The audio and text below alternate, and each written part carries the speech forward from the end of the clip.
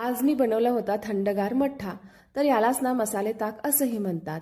तर 1 लिटर ताक घेतलेला आहे, त्यामध्ये मी थोडंसं पाणी सुद्धा मिक्स केलेलं आहे, कारण मला ताक थोडंसं पातळ हवं होतं।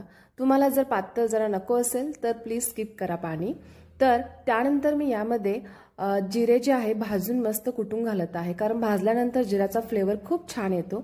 सो इथे मी जिरे जे आहे कुटून छान असं घातलेलं आहे, 1 चमचा जिरे। त्यानंतर त्यामध्ये 1च मिरची घातलेली आहे, कारण खूपही तिखट नाही करायचं आहे।